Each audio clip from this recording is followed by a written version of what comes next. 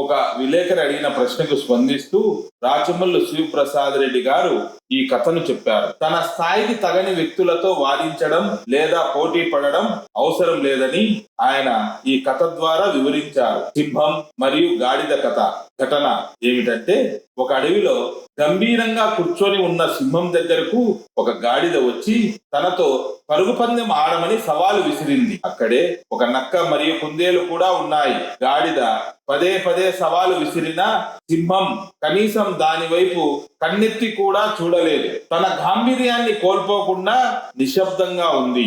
నక్క తాను న్యాయ నిర్ణేతగా ఉంటానని చెప్పి విజిల్ వేయడంతో గాడిద ఒక్కటే పరుగు తీసి మళ్ళీ వెనక్కి వచ్చి తానే గెలిచానని అరిచింది. సింహం అప్పుడు కూడా స్పందించలేదు. గాడిద వెళ్లిపోయిన తర్వాత కుందేలు సింహాన్ని అడిగింది, సింహం మామ, నువ్వు దానికంటే వేగంగా పరిగెత్తగలవు కదా, మరి ఎందుకు పోటీ పడలేదు అని. సింహం ఇలా చెప్పింది, నేను అడవికి రాజును, అది ఒక గాడిద. నేను దాని ఆహ్వానాన్ని స్వీకరించి పరిగెత్తితేనే నేను ఓడిపోయినట్టు లెక్క.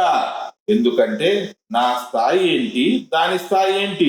నక్కకు ఎందుకు సమాధానం చెప్పలేదంటే నక్క చాలా కుయుక్తి కలిగినది. ఒకవేళ నేను గాడిదతో పోటీ పడితే ఆ నక్క ఊరంతా తిరిగి సింహం గాడిదతో పోటీ పడిందని ప్రచారం చేస్తుంది. అది నన్ను బలహీనపరుస్తుంది అని సింహం వివరించింది. కథ ముగిసిన తర్వాత రాచమల్లు శివప్రసాద్ రెడ్డి గారు విలేకరితో మరియు ప్రజలతో ఇలా అన్నారు, ఈ కథలో గాడిదెవరో, నక్క ఎవరో, సింహం ఎవరో ప్రజలే అర్థం చేసుకోవాలని, గాడిద లాంటి వారు పిలిస్తే తాను పంద్యానికి వెళ్లాల్సిన అవసరం లేదని, అలా వెళ్తే తన స్థాయి తగ్గుతుందని ఆయన పేర్కొన్నారు. చివరగా ఈ కథలో ఉన్న పాత్రలు ఎవరో కరెక్ట్ గా ఊహించి తన నెంబర్కు SMS పంపిన వారికి తగిన బహుమతి కూడా ఇస్తానని సరదాగా ప్రకటించారు. ప్రజలకు చెప్తా ఉన్నా నేను, ప్రశాంత్ అనే TV9 విలేకరి అడిగినాడు నన్ను ఏమని. నిన్న ప్రవీణ్ కామెంట్ చేసినాడు కదా, SS మాల్ కు సంబంధించి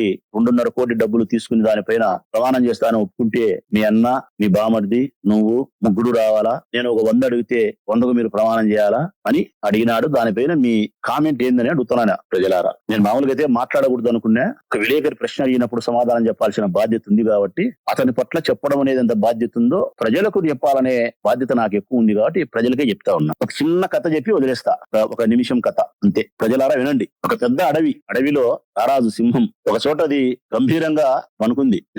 పూర్తి నిద్రపోలే. దాని స్టైల్లో పనుకుంటుంది కదా, లడ్డం ఒక రకంగా పనుకొని తీక్షణమైనటువంటి దాని చూపులతో చూస్తూ దాని ఉచ్ఛ్వాస శ్వాస చాలా వేడిగా బయటకు వస్తుంది. శ్వాస, సింహం యొక్క శ్వాస అట్నే ఉంటుంది. దాని చూపులు తీక్షణంగా ఉంటాయి. నిశ్శబ్దమైన వాతావరణంలో సింహం అట్లుంది. ఆ పక్కనే ఒక నక్క ఉంది, ఆ పక్కనే ఒక కుందేలుంది. కొద్ది క్షణాల తర్వాత ఆ సింహం ఉండే ఆ ప్రాంతంలోకి ఒక గాడిద వచ్చింది. ప్రజలారా, గాడిద అది ఊరికి పోకుండా సింహం దగ్గరకు వచ్చి, ఈ అడవికంతా నువ్వే బలవంతునివి, రాజువు కదా, నీతో నేను పోటీ పడాలనుండా, మనిద్దరం పరుగు పందెం పెట్టుకున్నావా, ఈ నుంచి ఆ చివరుండే చెట్టు వరకు పోయి తిరిగి మళ్ళా ఇక్కడికి రావాలా, ఎవరు వేగంగా పరిగెత్తి వస్తారో వాళ్ళు గెలిచినట్టు అని సింహాన్ని ఆహ్వానించింది పంద్యానికి గాడిద. సింహం పలకలే. మళ్ళీ అడిగింది గాడిద, నాతో పోటీ పడతావా, నిన్ను జయించగలుగుతా పరుగు పందెంలో అని చెప్పి. సింహం పలకపోవడం పైగా చూపు కూడా తిప్పలే గాడిద వైపు. అదే తీక్షణంగా ఏ విధంగా చూస్తాందో అదే స్టైల్లోనే రాజులాగా గంభీరంగా అట్నే చూస్తోంది. దాని శ్వాస అదే గంభీరంగా వేడిగా వెచ్చగా ఉంది. నిశ్శబ్ద వాతావరణం. మళ్ళీ 3వ సారి అడిగింది గాడిద, పలకలే. అప్పుడు నక్క జోక్యం చేసుకుంది. అడుగుతాంది కదా గాడిద, నీతో పోటీ పడతా అని చెప్పి పరుగు పంద్యానికి. మరి పరుగు పంద్యానికి నువ్వు పోటీ ఉంటే మధ్యలో నేనే రెఫరీ, న్యాయ నిర్ణేతను, ఎవరు గెలిచింది చెప్తాను అని చెప్పి. అప్పుడు కూడా సింహం పలకలే. నెమరేస్తా ఉంది. అట్లా నమ్ముతుంది కదా, మెల్లిగా అట్లా నేలకంట ఏ స్టైల్లోనే ఉంది మళ్ళా సింహం. సరిలేబ్బా సింహం పలకలే, నా యొక్క వేగాన్ని నేనే నిరూపిస్తా, నేనే పోటీ పడతా అని చెప్పి గాడిద నక్కకి చెప్పింది. నేను 1, 2, 3 అని విజిలేస్తా, ఇద్దరు పరిగెత్తండి అని చెప్పింది నక్క సింహాన్ని. గాడిదను సింహం పలకపోయినా 1, 2, 3 అని విజిలేసింది. విజిలేస్తానే గాడిద బ్రహ్మాండంగా పరిగెత్తాంది. సింహం మటుకు పట్టించుకోలే. అదే చూపే, అదే శ్వాస వదులుతా నిశ్శబ్దంగా గంభీరంగా ఉంది. గాడిద మటుకు పరిగెత్తాంది, ముందు వెనక చూసుకోకుండా. పోయి ఆ మోటుకు పోయి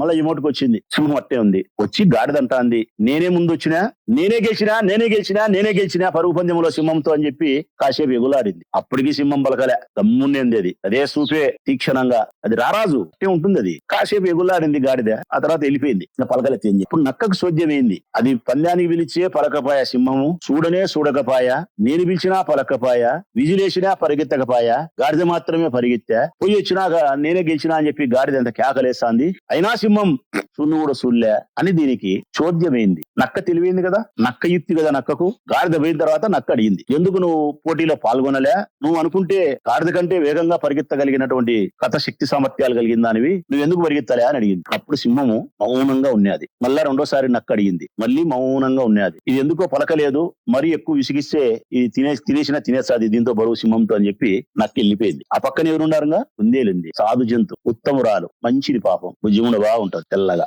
అప్పుడు కుందేలు అడిగింది, సింహం మామ గాడిద పిలిస్తే పందానికి పోకపోతివి, చాలు అడిగినా పలకపోతివి, నేను గెలిచినా అని అది కేకలెచ్చి అల్లరి చేస్తే కూడా పలకపోతివి, తిరిగి నక్క బావ అడిగితే అది పందెంలో గెలిచింది కదా, అది పరిగెత్తింది కదా, నువ్వేం సమాధానం చెప్పకపోతివి, నువ్వు అనుకుంటే ముందే పరిగెత్తావు కదా అని అంటాంది, పలకపోతివి, ఎందుకు ఇంత మౌనంగా ఉండావు అని కుందేలు అడిగింది. అప్పుడు చూసింది సింహం కుందేలు వైపు. అప్పుడు చూసింది, అంతవరకు చూడలే. చూసి కుందేలుకి సమాధానం ఇచ్చింది. ఏమని తెలుసునా? అది గాడిద, నేను ఈ అడవికి రాజును, సింహాన్ని. అది నన్ను పోటీకి ఆహ్వానించింది. నాతో పోటీ పడని చెప్పి పోటీకి అది ఆహ్వానించింది. నేను దాని పోటీ ఆహ్వానాన్ని స్వీకరించి నేను పరిగెత్తినా అనుకో, నేను ఓడిపోయినట్టు. దాని ఆహ్వానాన్ని నేను స్వీకరిస్తే నేను ఓడిపోయినట్టు. అది పోటీలో ఓడిపోయినప్పటికి కూడా, గాడిద పోటీలో ఓడిపోయినప్పటికి కూడా, నేను ఆ పరుగు పందెంలో పాల్గొన్నట్టయితే గన పోటీలో అది ఓడిపోయినప్పటికి కూడా పందెం లేక నన్ను ఆహ్వానించి అది విజేత అవుతాది. కారణం అది గాడిద. దాని స్థాయి ఎంత, అదెంత. నేను గట్టిగా గర్జన చేస్తే గుండె పట్టుకొని మరణించే జంతువులు మీరు. నేను గట్టిగా గర్జన చేస్తే గుండె పట్టుకొని మరణించే గాడిద అది. ఆ గాడిదతో నేను పోటీనా? ఆ గాడిదతో నేను పరుగు పందెమా? దాని శక్తి ఎంత, దాని సామర్థ్యం ఎంత? మరి కరెక్టే సింహం మామ, మంచి ఉద్దేశమే. మరి నక్కబావ అడిగినప్పుడు ఎందుకు సమాధానం చెప్పలేదే అన్నారు. దానికి ఏం చెప్పింది తెలుసునా? సింహము నవ్వి ఒక నవ్వు నవ్వి, నువ్వంటే మంచిదానివి, నిజాయితీగా నిర్భయంగా ఏముంటే ఇదే మాట్లాడతావు. అది నక్క, అది చాలా కుయుక్తి కలిగినది. అది నేను గన పోటీలో పాల్గొన్నట్టయితే అది అడవి ఎంత తిరిగి చెప్తాది. ఏమని తెలుసునా? గాడిదతో సింహం పోటీ పడింది, ఒక్క రవలో గెలిచింది, ఓ పరిగెత్తింది గాడిద. సింహం అయిన నన్ను నేను పరిగెత్తిన విధానాన్ని గురించి పక్కన పెట్టి అది ఓడిపోయిన విధానాన్ని చెప్పకుండా అది ఎంత గొప్పగా పోటీ పడింది, నేను ఎంత గొప్పగా దానితో ప్రయత్నం చేసినా అని చెప్పి నన్ను బలహీన పరుస్తూ అది దేశమంతా అడవంతా తప్పెట్టేస్తాది. అందుకే దాని వైపు కన్నెత్తి కూడా నేను చూడలే. అంటే సింహమైన నేను ఈ గాడిదతోనూ ఈ నక్కతోనూ నీలాంటి కుందేలతోనూ పోటీ పడే స్థాయి నాది. నాది పోటీ పడే స్థాయి కాదు. నా శ్వాసకు సస్తారు మీరు, నా గర్జనకు సస్తారు మీరు, మీతో నేనేంది పోటీ? సింహమే అని చెప్పి నిశ్శబ్దంగా అడవిలోకి చురుకైనటువంటి చూపులతో సింహం నడకతో అడవిలోకి పోయింది. దీన్ని బట్టి ఏమర్థం చేసుకోవాలా ప్రశాంత్ అంటే, గాడిదెవరు, నక్కెవరు, సింహం ఎవరు అర్థం చేసుకో. నేను కూడా గాడిదలతో పోటీ పడాలన్నా, గాడిద పిలిస్తే పంద్యానికి ఆహ్వానిస్తే నేను పోవాలన్నా, ఒకవేళ ఆ గాడిద యొక్క పంద్యాన్ని నేను ఆహ్వానిస్తే ఆ పక్క నుండే నక్క ఈ పొద్దుటూరు అంతా చెప్పదా ఏమని? ఇటనే. కాబట్టి ఈ కథలో గాడిద ఎవరో, ఈ కథలో సింహం ఎవరో, ఈ కథలో నక్కెవరో పొద్దుటూరు పట్టణ ప్రజలు అర్థం చేసుకొని నా నెంబర్కు SMS చేయండి. ఏమనో నక్క గాడిద ఎవరు, సింహం ఎవరు, నక్కెవరు, ఓకే? ఎవరు ఎక్కువ కరెక్ట్ గా సమాధానం పంపితే వారికి ఒక మంచి బహుమతి. Thank you.